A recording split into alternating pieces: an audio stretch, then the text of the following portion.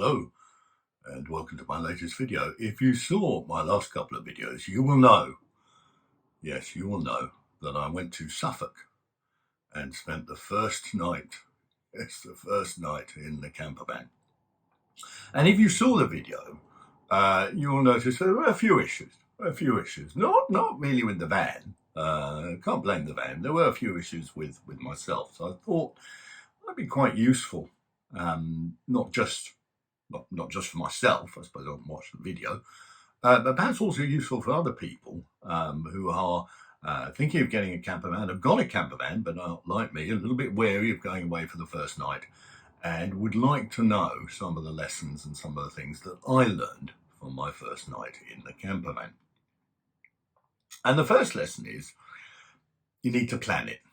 And you need to organise stuff. Now, I did sort of plan it. I took a lot of stuff with me. I was doing a cycle trip, and I wanted to make a video, so a lot of camera equipment. I had my cycle stuff, and so on and so forth. So I did some thinking about it in that sense. But I didn't really think about it, the mechanics of sleeping. I didn't really think about what I was going to eat. I didn't really think about entertainment. So I didn't plan it in that sense. And the other thing is, if you're in a camper van, this is a Toyota Alphard, it's not a particularly big van. And if you're not organised, in other words, if you haven't got sort of stuff here when you need it, or stuff sort of here when you need it, if you don't kind of think about that in advance, you're gonna come unstuck. I mean, to give you an example, this didn't actually happen to me, but it could have happened. Let's say you wake up in the night and you need a wee. Does happen. That happens to me quite a lot. Don't know if it happens to you. Well, if you've got a sort of porta potty, you've got to make sure that the porta potty is a place that you can easily access it. It sounds logical, but if you haven't thought that through, you might find that you've left your porta potty under the bed and you can't access it once the bed is up. Or you might have a wee bottle or a pee bottle, but if you kind of put that in the pocket of the front seat, then getting up in the night and scrambling over the seats in the dark, trying to find your pee bottle, again, this didn't happen to me, but it could have happened to me, is not the most enjoyable of situations. So give a lot of thought to the planning of it, and give a lot of thought to the organising of it, how you're going to set stuff up in the van. The second thing that I learned is you really got to think about what you're going to eat. Now, that might sound fairly obvious. I took some foodstuffs with me. I went to a shop and I bought some stuff. But I hadn't put like condiments in the van. So I didn't have any salt, I didn't have any pepper, I didn't have any ketchup, I didn't have any mayonnaise, I didn't have any stuff like that. So and all those kind of things that you've probably got at home, but unless you've got them in the van, I mean, you're not going to have them in the van. Does that sound kind of obvious? I mean, I ended up going to the shop and I thought, I'll get some frankfurters. I'll have some hot dogs. So I bought some rolls. But I made a mistake with the frankfurters. They were absolutely revolting. The rolls, yeah, they were okay, but I mean, they were dry rolls. I didn't buy any butter. I'm not quite sure why I didn't buy any butter, because I had the fridge and the fridge worked, so I could have had some butter. Anyway, I didn't have that organised. I didn't really have any pudding. I bought some chocolate, but that's not kind of pudding. I had some fruit, but I didn't really feel like any fruit. I'm not a big alcohol drinker. My mate Simon said to me, I said to him about, what do people do in the van? He said they get pissed, which I suppose is true. But think about what you're going to eat and plan it, because once you're in the van and you're kind of settled down for the evening, there's not necessarily a vast amount of stuff to do. So you need to make a kind of ritual out of that evening meal. Otherwise, you're going to find you've kind of cooked and eaten your evening meal in the space of about 7 minutes. It's 6:45, and what else are you going to do? You're going to go to bed. And that brings me to my kind of third lesson, which is entertainment. What are you going to do in that period between finishing your dinner and trying to go to sleep? And you need to think about that. I had a book. Didn't really feel like reading my book. I had a Kindle. I did some reading in the Kindle, but we'll come on to the bed situation. But unless you're kind of sitting up in bed, I don't know about you, I find it very difficult to kind of sleep lying down flat, Because what happens is kind of you drift off to sleep, and then before you know it, the kind of Kindle or whatever it is whacked you in the face. I did that once. I was reading in bed. I was reading a magazine, not a dirty magazine. I think it was a photography magazine or something. And I was holding it up above me like that. Can you imagine like that? And the weight of the magazine, this top corner of the page fell down, and the corner of it went in my eye. And I obviously wasn't wearing glasses because I was in bed, and I ended up scratching my elbow. I mean, it was a kind of the freakiest accident. I mean, it was in the Guinness Book of Records as the most freakiest accident of the last 200 years or whatever. I mean, it was really painful. It affected my eyesight for quite a long time. Anyway, you don't hear about that. So, if you want to watch now, I don't really want to watch a movie on my phone, right? So I have an iPad, I have a tablet, but it doesn't have a Wi-Fi connection. It doesn't have a mobile connection either. So you need to think about that. You need to think about Wi-Fi. You need to think about maybe television. You need to think just entertainment. What are you going to do for those 7 hours in between finishing dinner and actually trying to get to sleep? Now, the other thing about going to sleep, right, and this was the big issue for me in the van. I did not sleep a wink. All right. Now, I'm not joking about that. I did not sleep a wink. And one of the reasons is, I was trying to think about, one of the reasons is I was really cold. Not under the duvet. I had one of these duvet things, which was fine, by the way. So from the neck down, I was warm. From the neck up, i.e. encompassing my head, I was absolutely frozen. There was this kind of cold air just swirling around my head. Now, what I should have done, of course, was worn some kind of beanie hat or something, because you lose so much heat off the top of your head. But I hadn't thought about that. I hadn't thought it through, and planned it, hadn't organised it, so I didn't have that beanie hat, so I lost a lot of heat out of my head. The other thing is, right, I bought this. Right now, this is a travel pillow, a camping pillow, if you like, from Decathlon, and it's all right. It's there's nothing wrong with it, but right, when I'm at home, I sleep with 3 pillows. You need 3 pillows. That's a lot. Pillows, just in case somebody needs to smother me in the night, and they need to. I'm sleeping on 2 of the pillows, and they need the 3rd pillow. Now, I sleep with 3 pillows. Okay, get over it.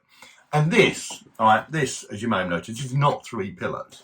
And when that's under your head, it kind of squashes down. I mean, that is not a pillow, right? You get me? It's not a pillow. There's a bag filled with some soft, fluffy stuff. It's not a pillow. So, because of the lack of pillows, when I'm kind of lying back on the bed like this, the back of the bed is against the back door. So, without pillows, you can't really sit up in bed because there's nothing to lean against. So I couldn't sit up and read, which meant I was lying down to read, which wasn't really comfortable. And then the whole accident with the eye thing, it wasn't great. So, pillows. I mean, sod carrying clothes or food or porta potty or shit like that. Next time I go away in the camper van, 9 pillows. I'm taking 9 pillows. You just watch me. And related to how cold I was is about heating and how you're going to keep warm. Now, I'm not a person who likes to sleep with heating on when I'm in bed. I never have the heating on at night in the house because it just gets too hot. It's not comfortable. You don't like it. But the thing about the van is, because I woke up at 1 o'clock, but I was awake at 1 o'clock because I hadn't slept at all. So at 1 o'clock, I thought, oh no, I'm so fucking cold, I'm going to put the heating on. Well, the thing about the Alphard and the way they've done this conversion is the controls for the heating, the petrol heater, a very effective petrol heater, by the way, but the controls are down here at the base of the rear seat. And therefore, when the bed is laid out, you can't get to those controls. So I would have had to get up, put the bed back up, put the heating on, put the bed back down, get into bed, to get too hot, put the bed up, turn the heating off, put the bed back down, get back down. I mean, that wasn't going to happen. Was not going to happen. And just as well, it didn't happen because I couldn't access the control. So if you are thinking about having the heating on in the van, then make sure you can access the controls in the middle of the night, and it's easy enough to do. Now, I had a wee bottle. Okay, I haven't got a porta potty Thetford toilet jobby thing, big jobby thing. Need to think about that. So I was on a kind of campsite or parking site, whatever you call it, because it wasn't set up for camping. It was set up for motorhomes or mobile homes. Quite a small place, but very nice. Triple Plea pub and campsite, it was called, although the pub was closed. Anyway, there was a toilet block. So in the morning, I managed to get through the night without, wetting the bed. Make a change. And of course, I didn't get up in the morning. I had to go to the toilet. Well, I'd closed the roof in the night because it was so cold. So, of course, as soon as I tried to get out of bed, I couldn't stand up. So I ended up doing me back in. And I was parked about 60 yards or so from the toilet block. So it took me about an hour and a half to get from the van to the toilet block because my bloody back was so painful. So, lesson learned there. Park a bit closer to the toilet block, give that some thought. And then the thing about having the pop-top roof up, it's very nice with the pop-top roof up, but there's no insulation. So if you have the roof up, you can stand up, but you freeze to death. If you put the roof down, then you're relatively warm, but you can't stand up. So everything is a compromise in a camper van. Now, you may know this, and you may think, "Well, come on, Julian, these aren't 9 lessons that we needed to learn. Everybody knows this bloody stuff." Well, you do and you don't until you have that first night in the van, and you kind of find out what works and what doesn't work. I mean, you don't really know what works and what doesn't work. I mean, for example, one of the things that did really work is this. This is called a tri-bit. Right? There's no sponsorship here. They haven't paid me about this. This is called a tri-bit, and this is just one of those Bluetooth speakers. And I wanted a little Bluetooth speaker. This got some good reviews on Amazon, and this was great. So I was able to play some sounds in the van. So that worked really well. I had a fold-up kettle. I'll show you the fold-up kettle. Right, a fold-up kettle. I mean, that really worked. Boiled some water, made myself a cup of tea. That was all. There were things that were. Sorry, I was that way in the try to shut the bloody cupboard there. So there were things that there were things that worked really well, but there were things that I needed to learn a few lessons, and hopefully I'm going to put them into effect, because I don't want you to. By the way, I don't want you to think I didn't enjoy it. Right. The fact that I did my back in, the fact that I didn't sleep, the fact that it was really uncomfortable, the fact that food was shit, the fact there was no entertainment. I mean, forget all that, right? Don't dwell on that. Dwell on the good things.